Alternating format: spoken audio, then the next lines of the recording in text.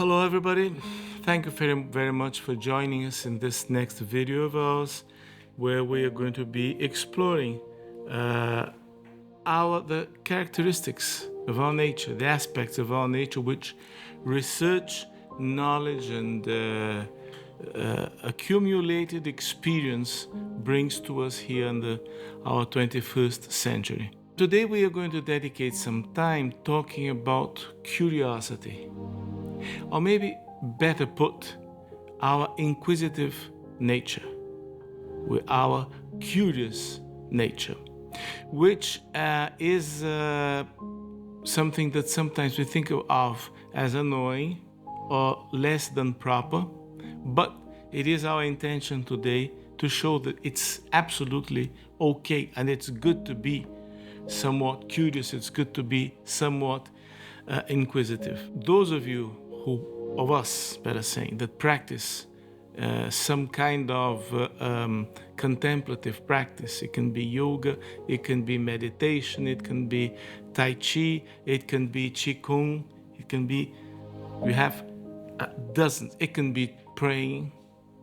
We have dozens of options, and special attention is drawn on those that come from the East, and they came specially after the 60s.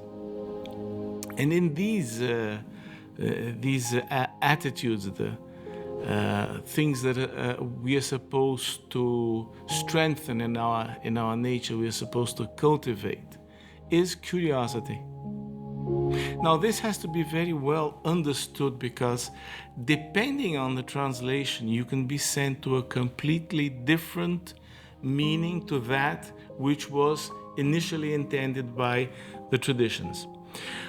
So this curiosity of ours, we're talking about being inquisitive, not being inquisitorial. Because if we're going to be inquisitorial toward ourselves, then we will be going in the direction heading for judgment.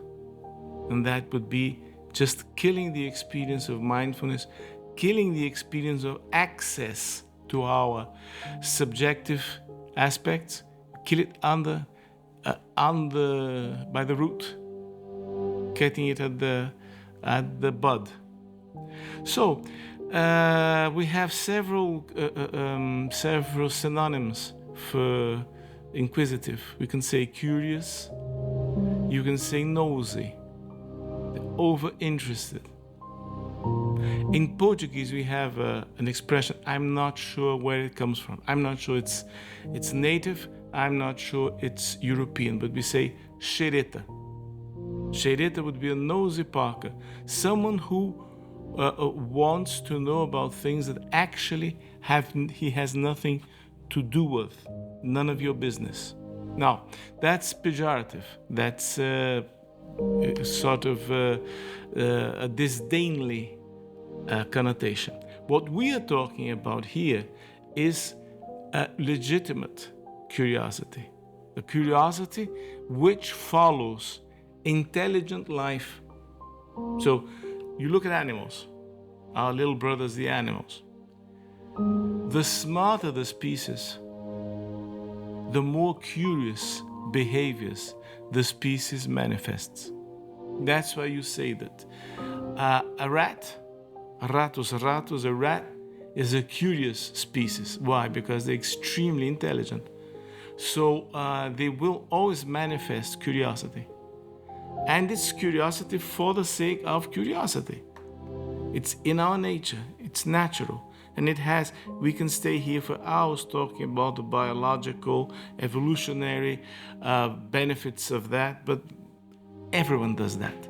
And we're here just concerned about knowing enough to live better. So what do I do with my curiosity? That is the point. Suppressing it is a mistake.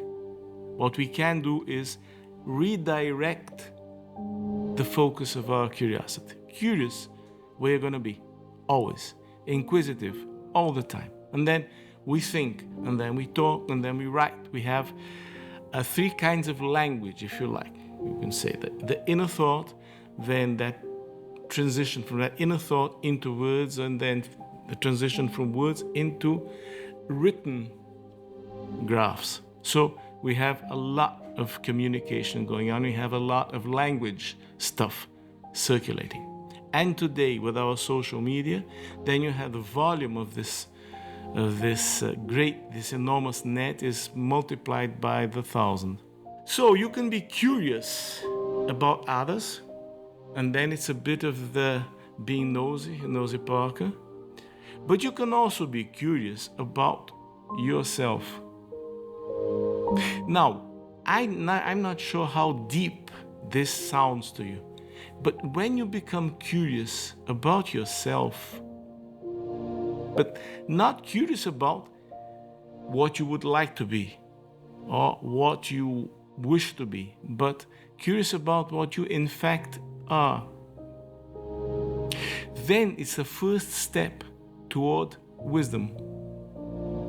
And it is wisdom who can help us put ourselves and put our neighbor in a good place, in an ethical place, in a convenient place, in a place where everyone gets benefited and no one gets damaged, or maximally benefited and minimally harmed in the interaction.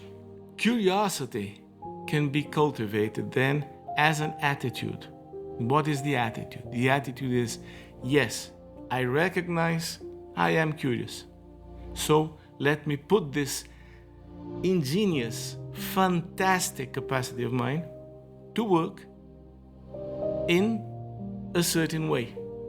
Let me see what is it exactly I am doing about my life, what is it exactly I am doing about the things I feel, and what is it that I am doing with the people I love. That's something. And it's no philosophical, no Byzantine discussion. It's absolutely pragmatic. It's absolutely down to earth. We can do that without reading any great philosopher, without reading any great thinker, without connecting to submitting ourselves to a great system of thought. The systems of thought are important, they are fantastic, but for the use of self-understanding, they might not be sufficient. Doesn't mean they're not good. I'm saying they don't suffice. It's a different story. So, curiosity can be cultivated by an attitude. So, I don't deny the fact I'm curious, I'm damn curious, but I put it to work in a good direction. But to put it to work in a good direction, I first have to admit, I have to assume I have it and not deny it. This attitude must not be confounded with the idea of the seek of thrill. It's not about thrill. It's not about novelty seeking.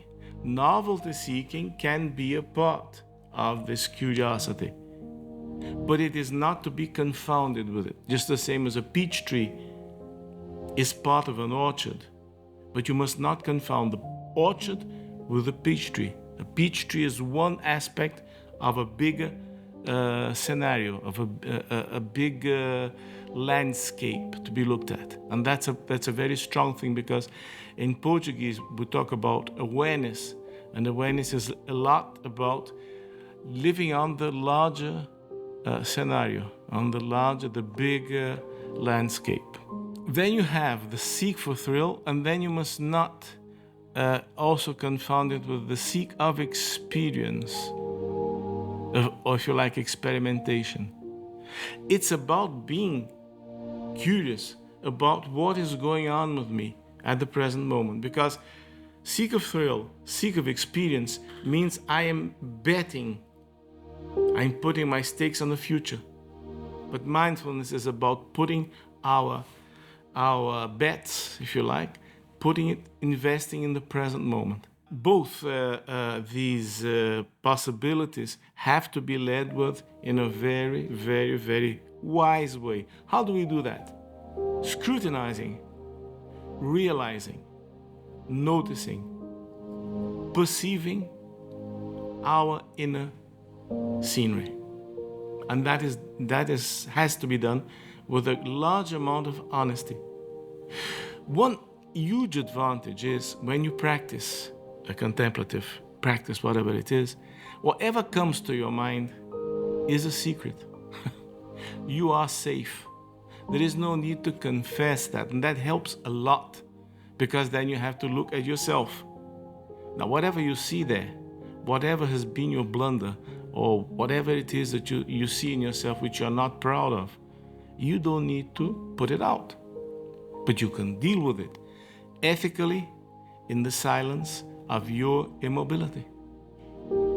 Now that is what is extremely freeing, what can be considered revolutionary with the coming of mindfulness into the Western world, the Western systems of thinking, because then you can deal with things without necessarily sharing them. You can share, of course. You can share that when you practice in a group. You can share the experiences which you find could be edifying to the other practitioners, but not because they're going to solve your problem. Which doesn't, on the other hand, mean that psychotherapy is discarded. No, it's not being ruled out. It has a different efficacy. It has a different efficiency. You might need a therapy. You might not need a therapy. The fact is, some things can be dealt with without words. And that is one of the strong things about mindfulness. So, our curiosity then can be stemmed in two different directions.